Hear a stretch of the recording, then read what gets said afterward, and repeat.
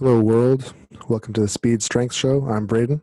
I'm Tommy, and an Acura is a Honda wearing a Halloween costume. Oh, wow. Why do you say that? Same company. Is that right? Yeah. Acura is just a division of a fancier car, let's call it. It's a fancy Honda. Oh, interesting. An upscale, an upgrade. Correct. Interesting. But I I didn't mean, know that. at the root of it, platform's the same, the motors are the same. Hmm. So you still get that Honda reliability, Hmm. just in a fancier package. Yeah, that's pretty common in the auto industry. Like, I don't know very much about cars at all, but like, it is, right? Like, I think most brands are just owned by like two or three big ones, right? Yeah, well, there's a lot of ownership of brands, but like Acura was created by Honda. Mm. It wasn't like Acura was a company and then they were bought out by like a larger company. Like Honda created Acura to sell upscale cars in North America. Oh, interesting. They Hmm. thought they could fool us. We'll But they couldn't rebadge fool you. these. We'll rebadge these Hondas Hmm. and sell them to you for a higher price. Hmm. Yeah, that's interesting. That's kind of like, it's always interesting, I think, when you find out for the first time, like you probably being an expert in cars knew this a long time ago. I don't know But if I would say I'm an expert in cars. right. Sorry, we talked about that a couple times ago. We're not an expert in anything. Um, but when you find out that like one company is owned by another company, like I think Wendy's and Tim Hortons are owned by the same people. And then Well, every that now would and then you explain see why there were so many joint they're, restaurants. yeah, right. Yeah. That makes sense now. Yeah. So, and there's a bunch of other ones, I think, in the food industry as well. And like you get those gift cards sometimes that you can go to like 8 different restaurants because they're all probably owned by the same people. I don't really know. Yeah, that's true because they all fall under the same like umbrella of Hmm. like companies. Well, and even too like how many companies that like Pepsi and Coca-Cola own, Mm. like in the drink business. Oh yeah, that's fair. Like you think about, oh, I there's 10 different drinks you see on the shelf, but they're all owned by like PepsiCo or Mm. Coca-Cola or some sort of major um like brand.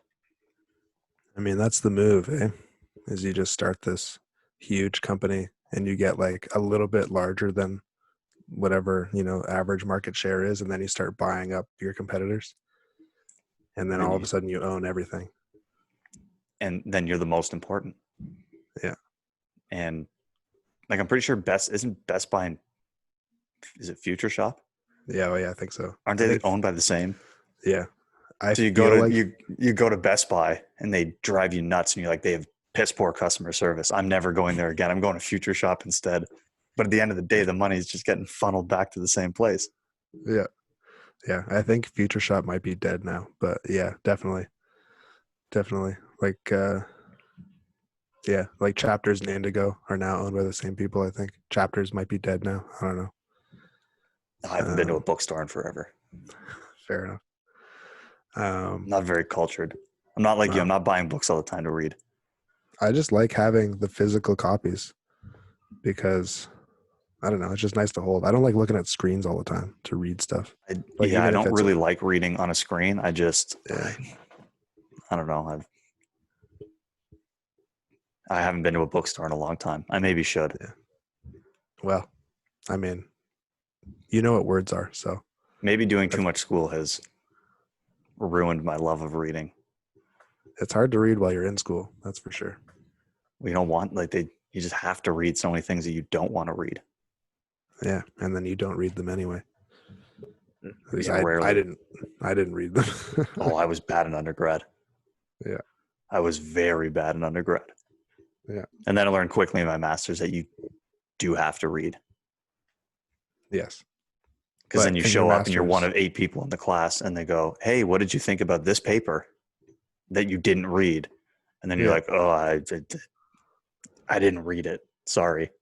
yeah, And then it's like, well, you might as well just see yourself out then because you're not going to contribute anything to this conversation. yeah, yeah. Well, in your master's, I imagine you're reading things that you care about more. It depends. It does always depend. That's true. It does always depend, but there's still a lot of assigned readings. Hmm. I guess And were you were a course-based master's, or were correct. you? Yeah. So that's like undergrad plus, I guess. That's a good way of thinking about it. Yeah. But like in the research-based masters, when you choose, you have a bigger say, I guess, in what courses you're taking. Yeah, and at the very least, you're reading presumably what you would want to read for Mm, your like research question and study, and yeah. you should have some level of interest in whatever it is that you're reading about, and I would hope, Yeah. Yeah. It or else makes then it's it. just 2 or 3 years of misery. Yeah. Yeah. I imagine it would be. And then So you're like, why am I that would. reading this? Oh wait, Yeah. I decided to read this. Mm, I'm the idiot. yeah. That kind of reminds me of like when, as a coach, you write your own program and then you're in the gym doing your own program and you hate it and you're like, what kind of idiot would program this for me? Oh, And you're yeah. like, oh wait, I did. Yeah. Well, that often doesn't happen because usually somewhere in the writing stage, you go, I should be doing A, B, and C, but that sucks. So I'm not Hmm. going to give myself that. I'm going to Yeah. give myself something different. You almost Yeah. need somebody else to program for you. I mean, like all the high level athletes and high level coaches have another coach because, yeah. Well, you're never going to, I shouldn't say you're never going to prescribe, but rarely do you prescribe yourself the things you need. You often Yeah. give yourself the things you want to do. Well, and I'm also like, I did the important stuff. I don't really need to do accessories. I don't need to do torso work. Yeah. I squatted. That's enough. That's the thing. It's like, I could do a 300-meter rep on the track, but realistically, if I do a 150, I'll be fast enough for the race. Like, so why would I put myself through that if I didn't need to? Hmm. But if you had somebody else programming for you, they would go, no, this is the best thing for you. This is what I gave you. Yeah. And then you feel sort of obligated to do it because it's in the program. Hmm. Because once it's on the paper, it's law. You can't change it. Right? Well, yeah. And that's the thing with a lot of the programs I give myself, I don't write them down anymore. So they're always free flowing. I just use a notepad now. Hmm. I basically just log what I've been doing. So you do it and then write it down after. I'm writing it down as I'm doing it. Hmm. Like There you go. this exercise at whatever weight, 1 set, 2 sets, Yeah. and you just like kind of the old what do they call it? Like the strokes, Tally marks. tally, yeah, and you just tally them up, and then last week I did 6 sets of this, so if I'm feeling good, maybe I'll do 7 or 8. If I feel like trash, I'll do 3 or 4 or whatever. But yeah, you just start kind of just tally it up as you go. Mm-hmm. There's no rhyme or reason. Yeah. Well, I mean, there is, I think. Like, I think, it's sort of, well, conscious or subconscious, like fatigue management. Like if you feel like trash, there's no point in you pushing through 6, 7, 8 sets of something. Yeah, and if the weight's not moving very well, then it's probably not as fun either. Well, exactly. Like grinding through lifts is not enjoyable. No. You grind through lifts when you go, this is part of the process. I have to do this. But the days that are fun are when you're actually just like tossing tin around like it's nothing. Yeah. That's when you have a good time. Those are the days you lift for. Mm-hmm. And ideally, those days are competition days. Hopefully. That's the goal. That's the plan. Right? Yeah. That you want to feel good and do good when it matters. Yeah. No one wants to be the practice master. No. Where all your best performances and all your best, outputs happened when it didn't count. Yeah. It's interesting to like look at athletes that like they only turn it on for game day. Well, and it's incredible that you see the difference in athletes too, right? Like some people who just crush it at practice all the time. They can't put a foot wrong. And then in competition, it never comes together. Then there's other people in practice that you're like, what is this person doing here? They don't belong. And then all of a sudden on game day, it's like, man, they just show up. And then you have the people in between that are just kind of they're sporadic. They're Yeah. up, they're down, they're whatever. But yeah, that's true. It's it's wild to think about how different some people perform on game day and how they behave. Yeah. Oh yeah. Like I definitely have some athletes that just like their prep was amazing and they should be set for all kinds of PRs, but then they just get dominated on game day. And then like I have other athletes that their prep seems like, oh, that actually wasn't that good. But then they show up and game day You're like, is huge. Yeah. And I you're like like, I think those kinds of when you start to see patterns anyway, I think those kind of come down to that's just how that person is in their psychology, I think most of the time, psychologically. Those are the impacts. But I mean, you still do everything you can to make sure that the prep leading up to competition is as good as it can be. well, and that's your job, right? You've Yeah. been put in that position as a coach to Mm-hmm. prepare an athlete in the way that you think will best allow them to perform Mm-hmm. on their day of competition, regardless of what that sport is. Your Yeah. job is to put them in the best possible position to get the job done. Mm-hmm. They have to do it. Like Yeah. once the game is started, once the comp is on, it's on the athlete to execute. But right up until that point, it's on you as a coach to give them the best opportunity or the best chance to make something happen. Mm-hmm. Yeah, definitely. Definitely. So what is it for you, I guess? What's like the process or I guess the big things that you're thinking about and like prepping for? Well, I guess we'll start with sprinting. I think you do work with other track and field athletes and like other sport athletes that you would take some of this into account, but like sprinting, you only compete a few times a year, right? Yeah, there's typically 2 seasons. You have an indoor and outdoor, Right. and you're probably looking at 5 to 6 competitions in Mm-hmm. each of those.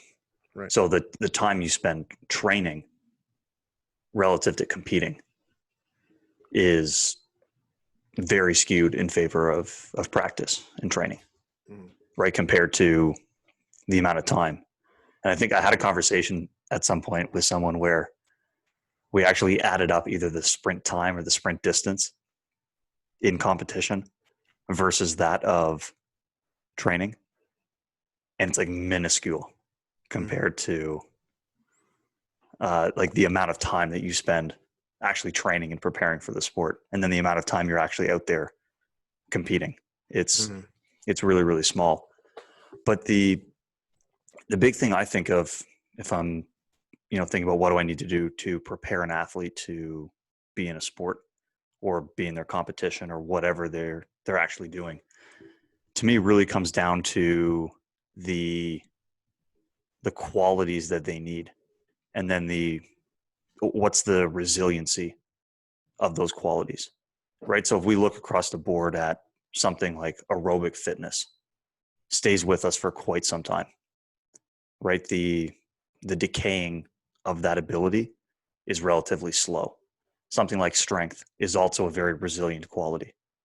If you do a lift and you've gotten to a certain level of strength, if you don't do strength training for a couple of weeks, you can still probably come back and hit similar numbers. As where there's other qualities such as, agility, speed, change of direction that are not nearly as resilient. And within a 3 to 5 day window, you can already start to see some of those qualities decay in terms of what the person can actually output. So one of the things I'm always considering as we're leading up to competition, and this is for any athlete really, is what do I have to do with them in, let's say, the 2 or 3 weeks prior to make sure that they are not losing any of those abilities that they need for their sport. That's interesting. Yeah, I didn't realize that it was that quick. Yeah. Like with cardio, like I had an idea, but and strength, I know that you can. I think most of the time for strength losses, like you'll like coming off a deload week. Typically, people are what we'll say rusty.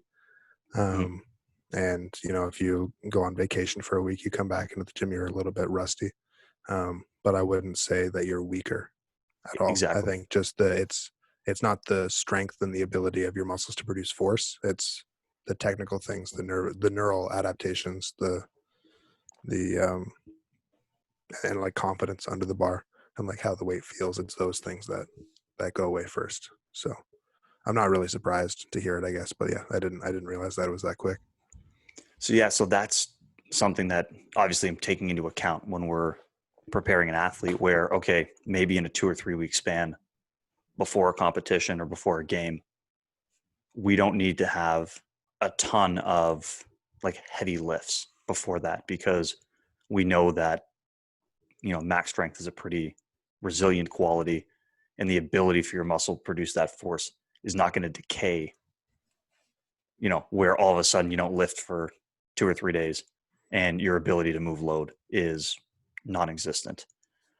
But then when we start to look at things like change of direction or speed, where if you're looking at, a smaller window, say something like 5 days, then we know we need to probably have a few more of those sessions in prior to the competition, because we don't want that person to lose the ability or the gain that they've made in that particular realm prior to going into, whether it's a track and field meet, a basketball game, a volleyball game, whatever it happens to be. So that will definitely influence the amount at which we're training certain qualities going into that competition. So what would you say like the last heavy lift?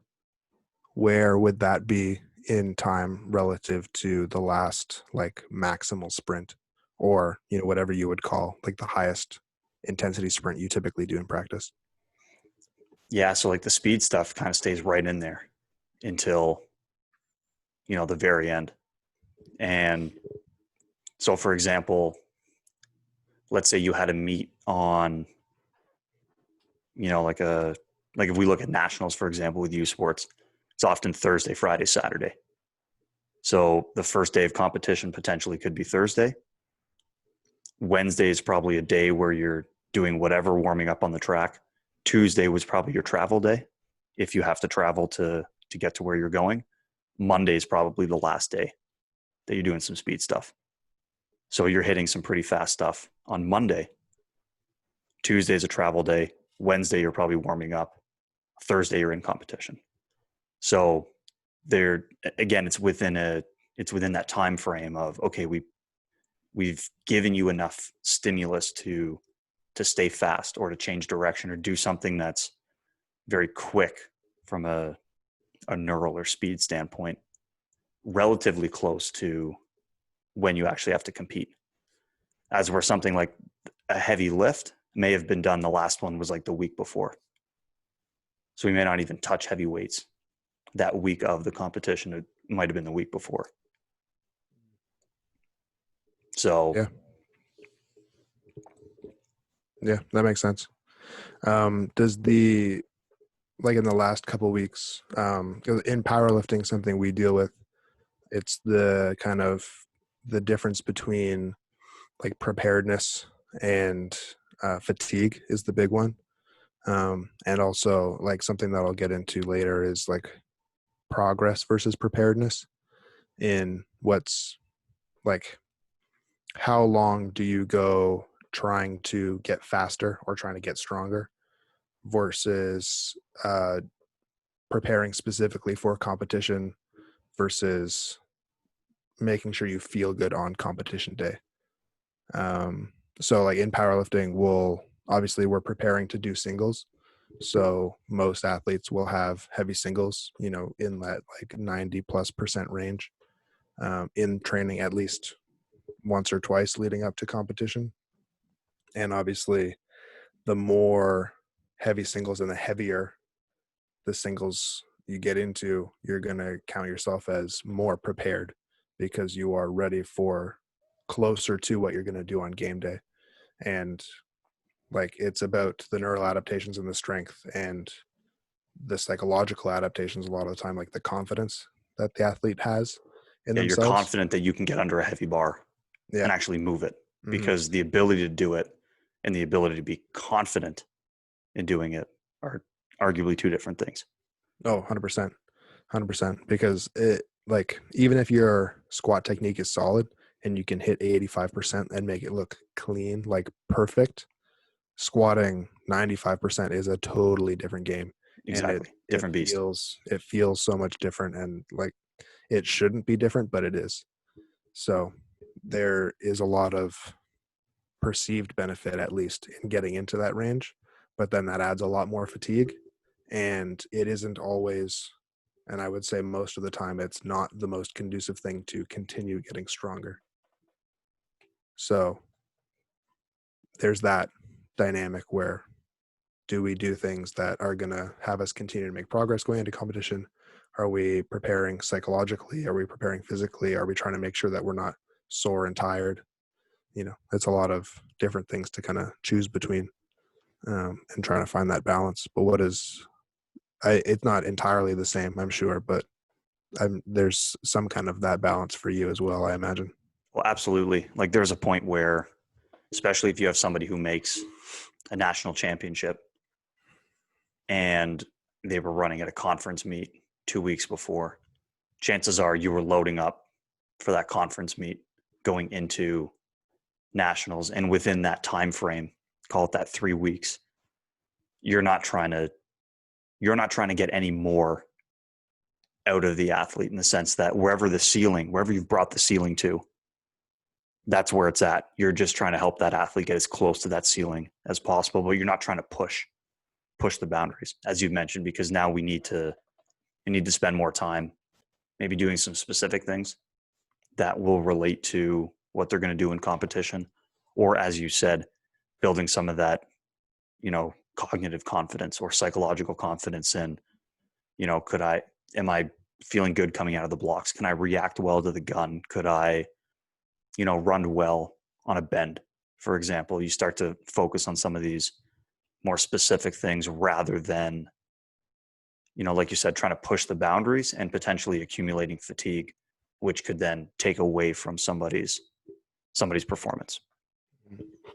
So then, like, you're obviously keeping speed stuff in really, really late in the prep, but is the amount or the volume of speed stuff changing at all?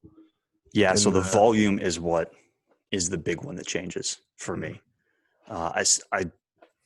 I feel really strongly about, if you're working with an athlete who's in a speed power sport or strength sport, you can't really drop the intensity.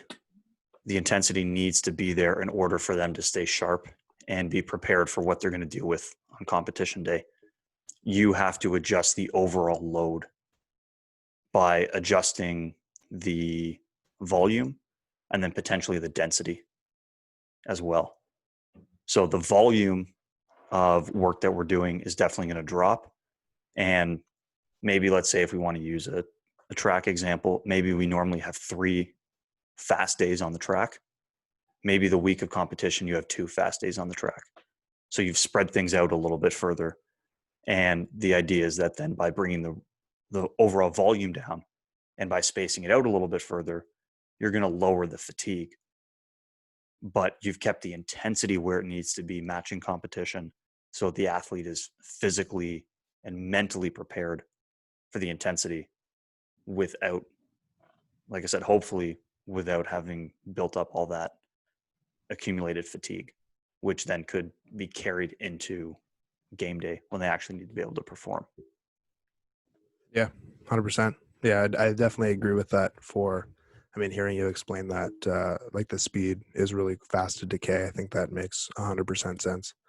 And while strength is not so quick to decay, like, you still need the nervous adaptations that come with the intensity.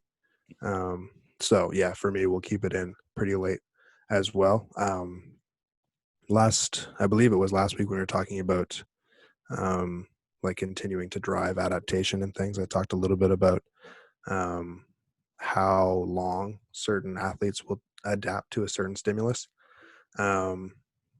So a big part of my coaching is figuring that length out, like how long their blocks should be, and how long they can adapt to a certain stimulus. Yep. So most people, I think I mentioned, are between 3 and 6 weeks. I would say probably an average is 4. Most, and that makes sense because, I think most coaches will program things in 4-week blocks because it works for a lot of people, and it does. Fits the Um, calendar. it fits the calendar exactly, That's so for me, I try to individualize it as much as I can, but we'll use 4 as an example for now. Um, for me, I will work backwards from whenever the competition day is. Like you can't, you don't just get to, compete when you feel the best. You have to make sure that you feel the best on a specific day. So, yeah. You don't get to choose the comp day. right. You just have to be ready for that day on the calendar. Exactly. So that if you progress for 4 weeks, that week 4 is going to be your best, strongest week.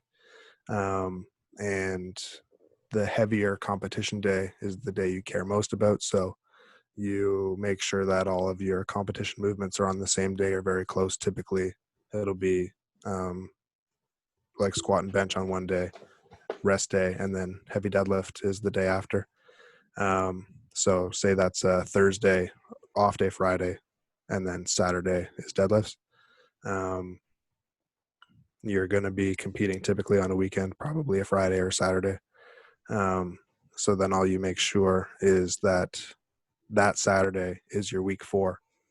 So that, like every week I'm going to get a little bit stronger, and you just keep doing the same thing.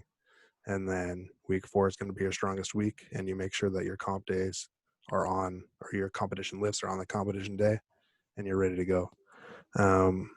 So then you just keep increasing. You're going to have heavy singles in probably, so you just increase the singles a little bit every week, and then you're ready to go. You don't need to like drop the intensity in the singles the week before. You don't need to, like, I'll decrease the volume for earlier in that week to decrease the fatigue a little bit. I'll probably decrease the volume a little bit the week before as well, just to kind of, stay on top of some of that fatigue. But you need to keep pushing the intensity for sure. In most people, I would say. I don't think everybody needs to. Like I said, I think it's mostly the preparedness, the psychological preparedness that you're doing that for. But some people just are so solid in their mindset and in their patterns, like their movement patterns, that you don't need to go that heavy necessarily. You might not even need to do singles necessarily. And for some people, like, it's actually detrimental to go that heavy. I've heard Mike Teixeira talk about a really interesting story where one of his athletes like would be making tons and tons and tons of progress. And then they get into like competition prep when you're starting to go heavier and doing singles and these sorts of things. And then every time that happened, just progress, plane crash. And then so the next competition they went into, the heaviest thing this person did was a set of 6 at 88%. And it was a heavy set of 6, but still only 88%. So you don't really know what 95, 100% is going to feel like on game day. Yeah. And it makes attempt selection scary for the athlete and the coach. But the point of that was the athlete was making progress going into competition and was strongest on competition day versus making progress and then slowly decreasing in strength, but going up in preparedness. So for them, that's what worked really, really well. Yeah. And I think what you're talking about is really effective once you start to work with an athlete for a while, right? Once you've, like you said, started to figure out some of their kind of individual characteristics. It sounds like a lot of the work of Mike Teixeira is really similar to Dr. Bondarchuk, who's a Russian.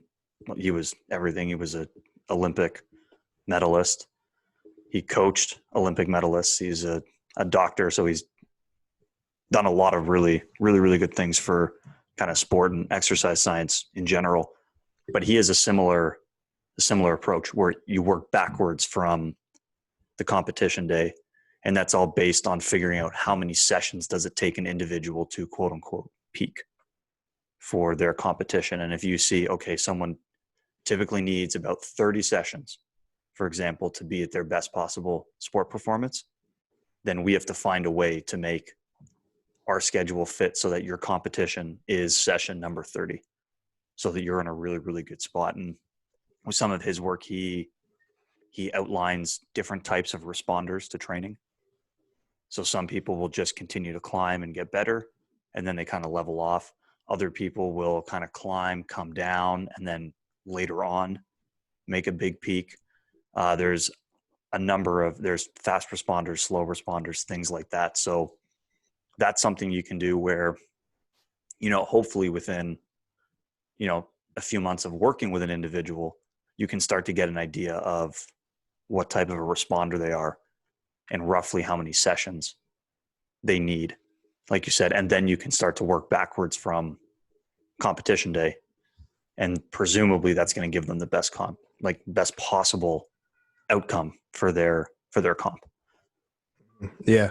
Yeah, no, it's definitely very, very similar to Bondarchuk. I think he references Bondarchuk in a lot of the stuff that he talks about. It's less about the system's number. Really good. I don't know if you've looked at any of the Bondarchuk stuff, but it's good. It's good information to take in. For sure. And I think I will look into it. You've mentioned it a couple times to me now. I think we talked about it last year at some point. Yeah. But it's less about, for Tashur anyway, and how I run it, it's less about the number of sessions, and it's more about the exposures to a specific stimulus.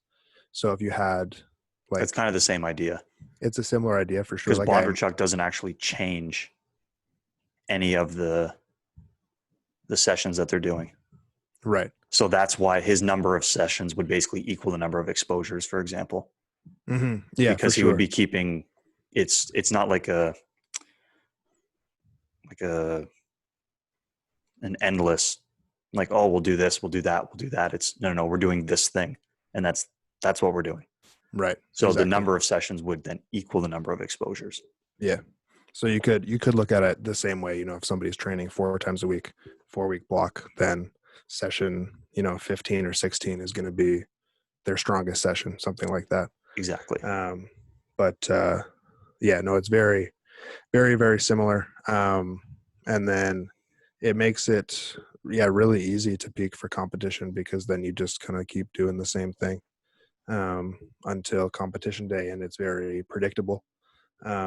And the only drawback, as you mentioned, is that you need to know your athlete. And hopefully, like after the first block working with them, you have a good idea. Like the first block working with an athlete, typically you'll take them past that point. Like if somebody peaks in 4 weeks, then you need to go to at least week 5 or week 6. Yeah, to figure out if it actually is the peak. Because as you mentioned, that some people respond in different ways, and Mike Tashur talks about that as well, where some people kind of like they go down and then they go up.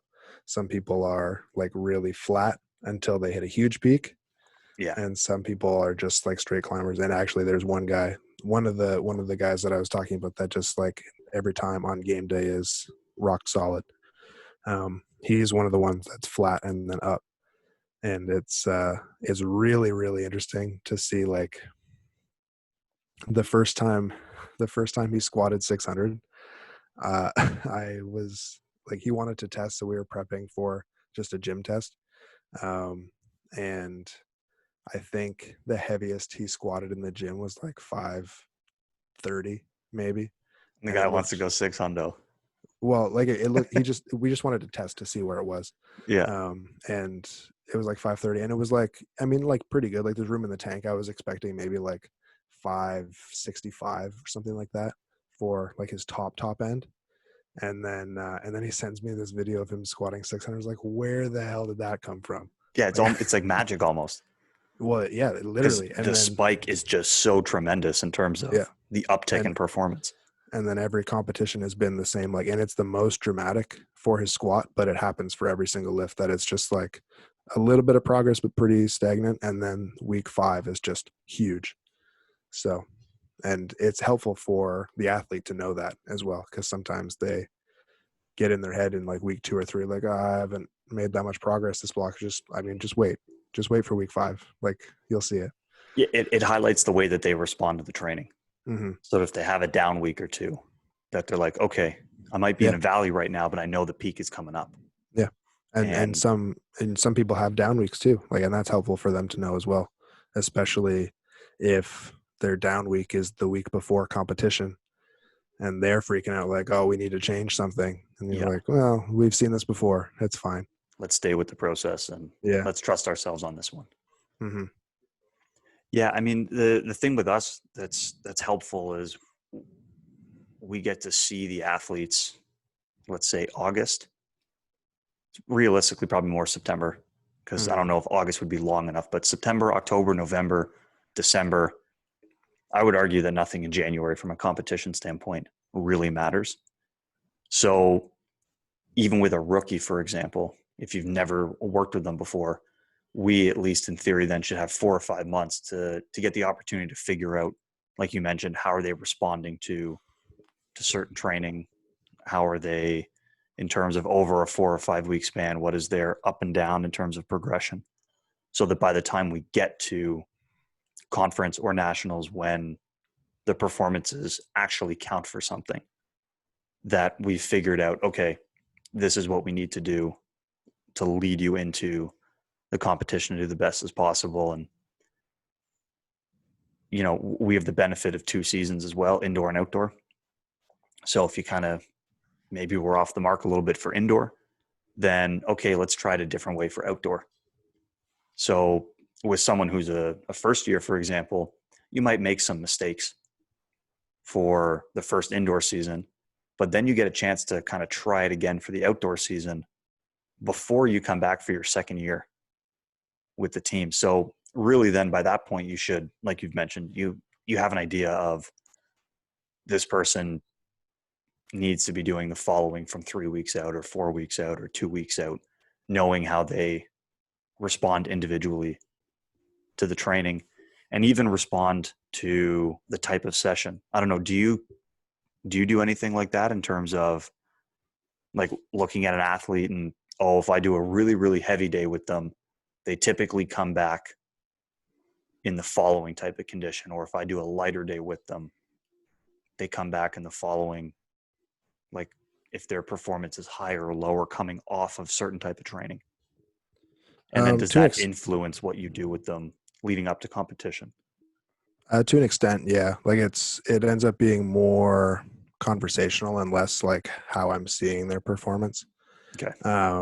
But yeah, like, there's definitely been times where like some people can do their heavy squat and heavy bench on one day, and then the next day they can do their heavy deadlift, and that's fine. Some people, that heavy squat and bench takes away a lot from their heavy deadlift.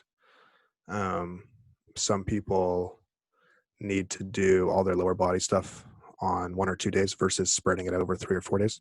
Yeah. So like that just allows for, it's going to be harder on that day, but more time to recover in between sessions, kind of thing. Or same kind of idea, like some people need to bench on different days than they squat, or at least do their heavy bench on different days than they squat. So things like that for sure. And in regards to competition, yeah, some people will need a little bit more time to recover. Like, I try to stay away from that as much as I can. When you get into having, like, for the sake of recovery, having heavy squats on Monday, say, heavy bench on Wednesday, and heavy deadlifts on Friday, it makes it pretty hard um, to schedule your competition, essentially. Yeah. Because like if you've got them all within a couple days, then you just say, all right, well, we'll move your Monday squats to Tuesday and your Monday bench to Tuesday, and then you'll have one extra rest day than you normally have, and deadlift stay in the same spot. So then everything's pretty much lined up, and you mitigate some of that like losing of like nervous system adaptations, or like that rustiness you mitigate a little bit if you just move things a day. But you have to do like a lot of juggling to make it Actually make so that that happen. the squat, bench, and deadlift all kind of line up for that day. If your heaviest deadlift happened to be like 7 days before competition and your heaviest squat was like 12 days before competition, like getting those to line up is tricky. Mhm.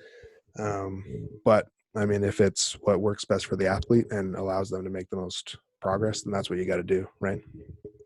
Yeah, no, I Um, was just curious because sometimes, like, I might think, okay, how does somebody look coming off of an Excel day? How mhm. does somebody look coming off of a upright sprinting day? How does somebody look coming off of a tempo day? Or if they lift heavy or if they lift fast? Because sometimes, certain people will respond better to those types of training than others. So, for example, there might be somebody who looks really good after a day of heavy lifting. So then I might want to keep heavy lifting a little closer in competition because I know they come off of that really, really well, Mhm. versus maybe something absolutely destroys them. Like, oh, after an Excel day, they look terrible because they've put so much into it.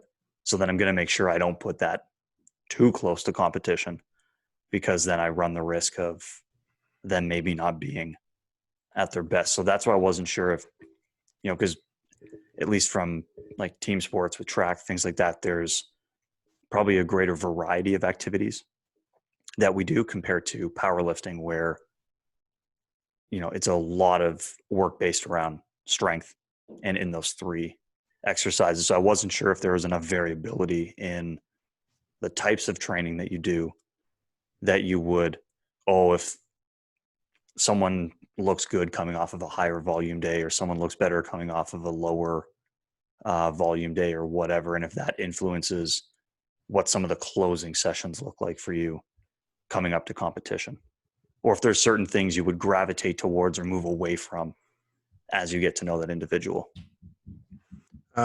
Yeah, I mean, like I think it is different because there isn't as much variation in what we're doing. Yeah.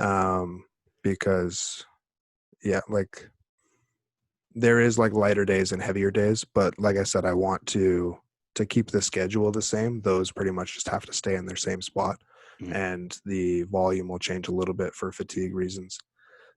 Sometimes we will, like if someone's used to benching 3 times a week, and like if they're benching on like a Monday, Thursday, Saturday kind of a thing, and their heavy bench day is Thursday, and they compete on a Saturday, then I'm trying to line up that Thursday bench with that Saturday competition.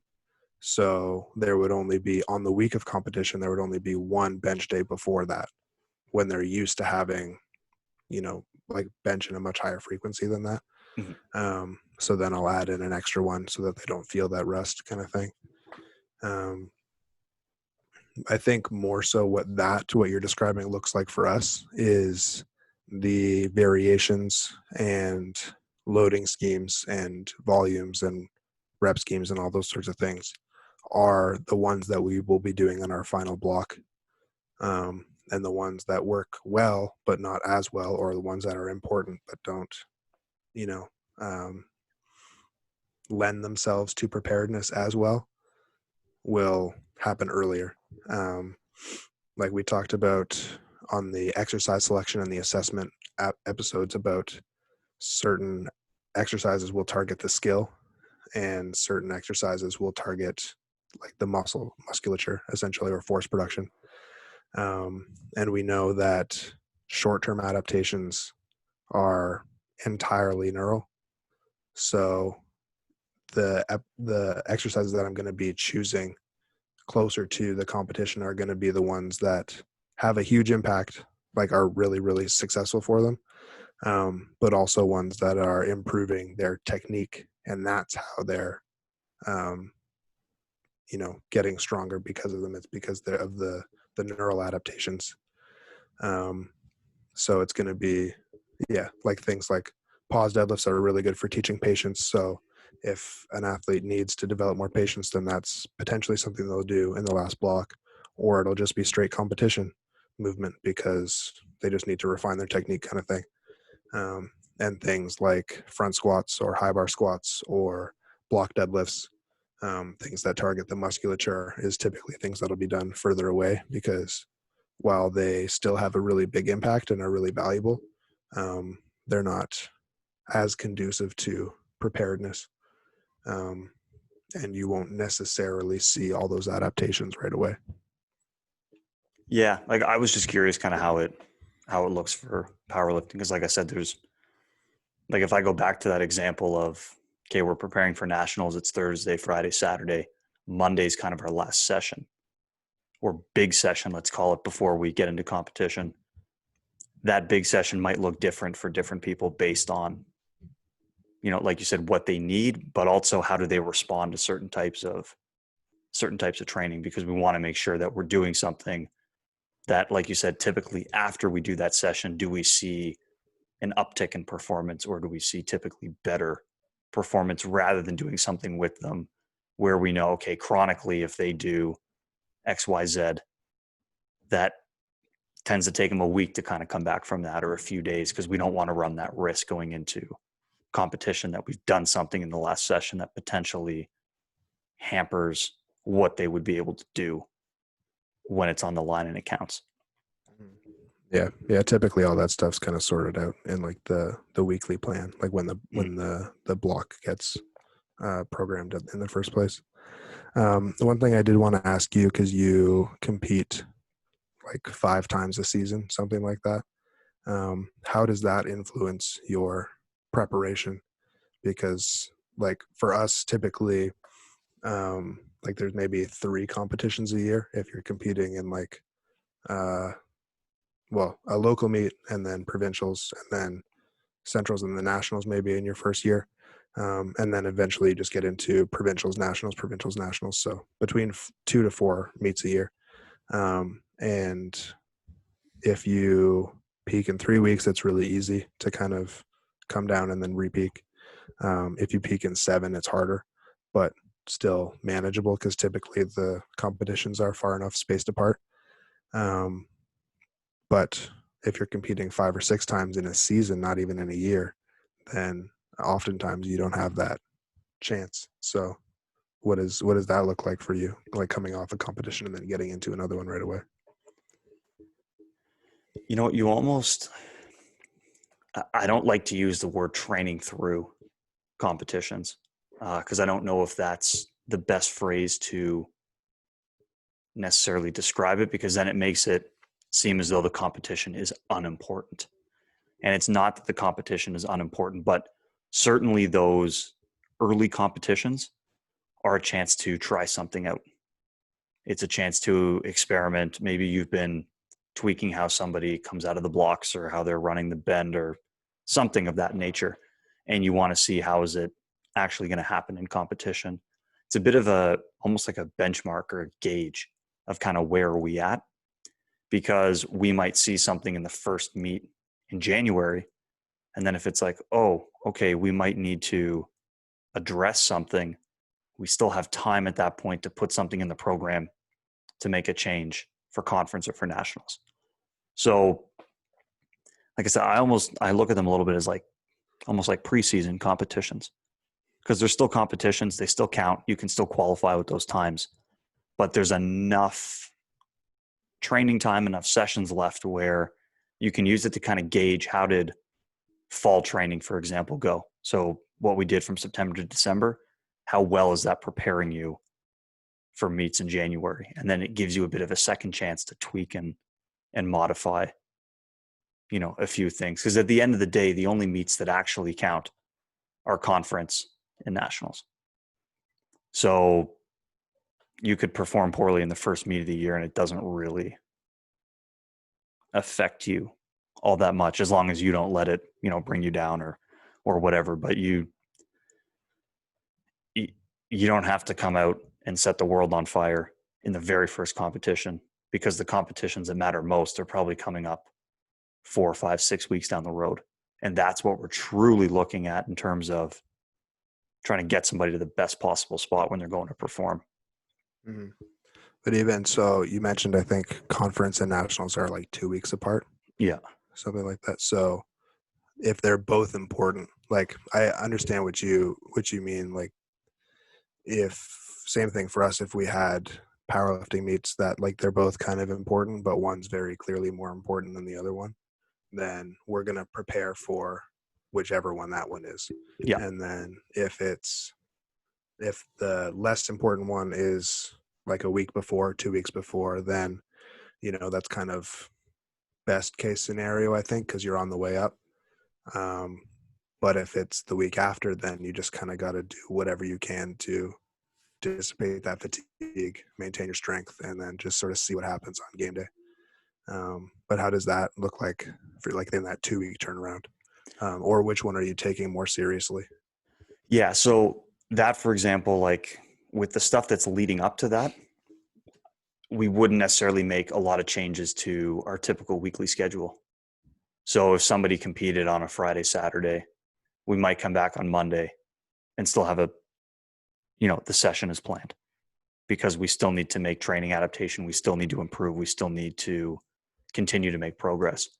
As where once you get into that span of, okay, now we're in conference and nationals, or if you were in a team sport, that might be a quote unquote, like that would be a playoff scenario where 2 or 3 weeks of playoff type stuff. That's where now we go back to that. What is the residual effect, or what is the resiliency of certain qualities?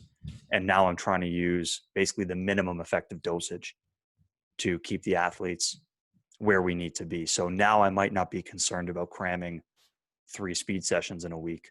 Getting 1 or 2 might be enough, because I know as long as I'm within that roughly 5-day window, then I'm minimizing the fatigue. So that's how things would change with the competitions that I guess we could say matter more than the competitions that matter less, is that I'm willing to make changes or give leeway to the amount of training that we're doing in order to keep the athlete as well rested as possible so they can perform better. Right. Yeah. So in those last 2 weeks, you're not trying to make progress at all. You're just trying to maintain as much as you can. Maybe do some technical stuff The that gives progress will them a little probably bit come of an from the edge. technical. Yeah. Or the confidence of being able to do whatever it is they need to do in competition. But it's not going to come from the fact that we're physiologically pushing the ceiling or pushing the envelope on that person to try to make, muscular adaptations or nervous system adaptations or something like that. Mm-hmm. Do you find ever that people have a hard time, like after those first like earlier meets in January, like coming back? They competed on Saturday, coming back on Monday. Do they have any?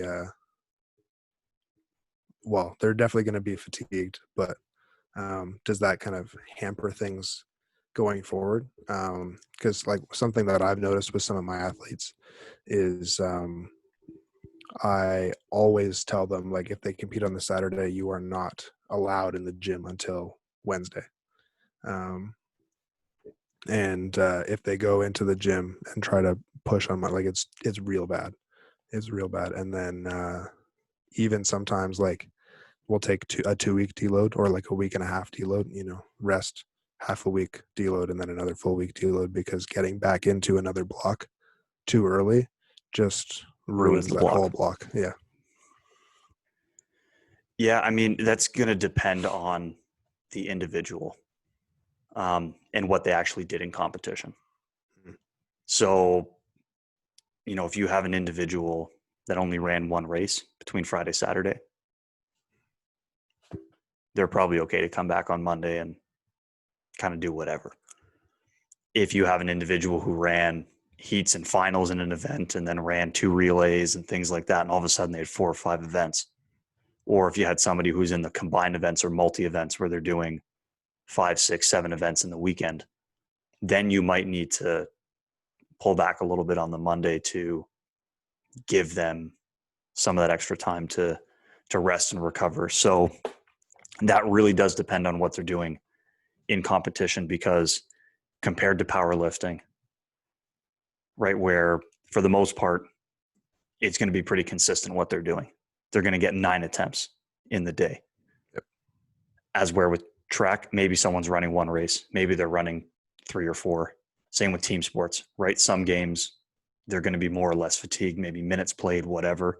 So with us, we have to make more of a game time decision based on what actually ended up happening in competition, because the load or the stress that somebody gets could be really, really variable based on what they actually ended up doing. Mm-hmm. So that's a tough one to answer really specifically, because it really does depend on what the person does. Yeah, for sure. No, that makes sense. And Yeah, so it could range from everything from a day off if they ran a lot or competed a ton versus no change to a Monday session. right. Yeah, no, that Because makes lots of sense. they didn't do a lot. So that's where, as the coach, you have to kind of start to decide what amount of volume and competition was appropriate for them based on now what you're going to do on the Monday. Mm-hmm. Yeah, no, that makes tons of sense. The only other thing that I wanted to ask you, in powerlifting anyway, so like what we'll call the Mike to Sure method or the Bondarchuk method of peaking is, I think, not super popular yet. I think it will become popular, but I think most people, they kind of, it's like super compensation is what I'll call it, where you are, building, adding sets, adding weights, adding reps, whatever, kind of every week. And you're just like, you're doing more and more and more, and like progressive overload is what you would call it. And then fatigue is climbing the same, right? And the point of it is that you do like so much more than you can recover from, and then that's when you start to cut everything. You cut the volume, you keep the intensity for the most part, but you cut the volume so heavily, um, for like the last, well, you cut the volume and then you cut it again, like so, like Yeah, it's like maybe two step. 3 weeks out. Yeah, 3 weeks out, like huge heavy week, and then cut it for the second last week, and then cut it again for the last week. And the idea is that you've fatigued so much and you're forcing your body to continuously adapt more and heavier and faster, and then you cut the fatigue so that you're no longer tired, but your body's still progressing, so that you have this huge super compensation on game day, ideally. Super variable, super specific, person to person. Like it's impossible, in my opinion, to do this accurately every time. And I think when people have bad peaks, it's because this kind of thing goes wrong. And also maybe they stopped progressing because they only progress for 3 weeks, and you're running them a 5-week block for them or something like that. But I think that's very common in powerlifting now, and I don't think it actually really works. I think they didn't super compensate; they just compensated normally, and now they're not tired, so it looks better. Yeah. But I was wondering if there's anything like that. I imagine probably not in sprinting, because I think everyone's aware that being super fatigued is really bad for sprinting. But maybe for like throws or something like that, I don't know. Yeah, to be honest, I'm not too sure what sort of methods people employ. I mean, one thing we didn't even touch on, that at least for the population that I work with, which is either high school or university athletes, the stressors of training is just one of many stressors that's going into day of school. There's nutrition, there's sleep, there's their training, there's it. I don't know if, like you mentioned, that super compensation type of method would work, because you don't, as a coach, have control over enough of the variables to actually get the outcome that you want, because you can only influence so few things relative to all the other hours of the day where the athlete's dealing with that type of stuff. So I don't even know if it's possible to do that. Yeah, and that's a really good point to bring up too. Is that there's so many other things that can make a peak really good or really terrible. I had athletes that, but like 3 weeks before competition, they got a puppy, and their sleep went out the window for the last 3 weeks of prep, and Yeah. Like, I mean, they still did well because their prep until that point was really good. Yeah. But yeah, it was not as good as it could have been. But that's something you can't influence. You can't program when the dog's going to sleep Yeah. and when it's not going to. Like it's a unpredictable variable in training and stuff like that. So yeah, I don't know how much you can actually control all that. At least, like I said, with the populations that I work with, it's Yeah. extremely variable. Well, yeah. And some people are really good at managing, and other people are not quite as good. So yeah. Well, yeah, I'm in the same boat. Most of my athletes are in university as well, and I mean, reading week, everyone's like, I mean, it's going to be a tough week, but I think I'll be able to manage it. And like maybe half the people that say that can actually manage it. So yeah, it happens. But there is one thing that you can't even always control that. yeah, The music selection. if you have headphones, you can control it. Yes. If you are subjected to whatever music's playing in a venue, that's all you got. Yeah. So what were you listening to this week? What did you select? Presuming you had influence over what you could listen to. I did have influence over what I could listen to. Actually, yeah, in most instances, I think I had influence. I didn't. So in the gym this week, which actually I think we probably did similar things. You weren't actually in the gym. Were you in the gym this week? Like in the weight room lifting? My weight room is my house now. Okay, so you weren't actually in a weight room, probably. No, I don't lift in a weight room anymore since the Rona hit. Anyway. I did split squats and RFS and overhead press this week were like my main lifts, which was exciting. Yeah, it was awesome. exciting. I'm so stoked you're doing some RFS. Yeah, that's wicked. Yeah, so we'll see. I'll keep you posted on how that's going. It is humbling. Anyway, in the gym, I've been reading. I'll hold the book up again for people. It's still the same book. I hope people are binging these together so they think I'm reading faster than I actually am. Yeah.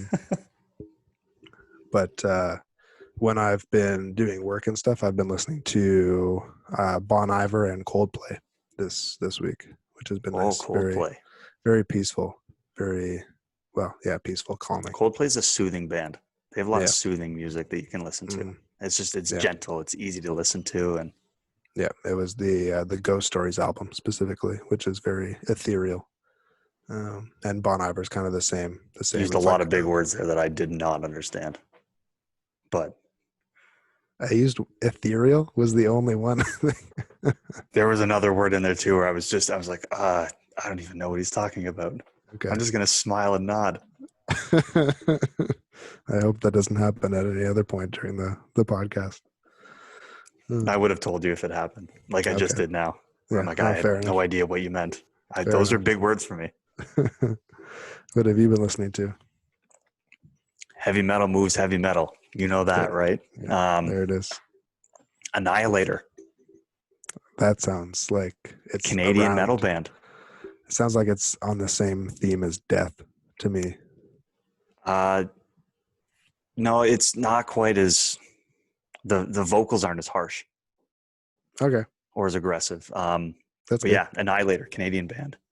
I think they might be the most commercially successful Canadian metal band, but they don't really sell any albums here.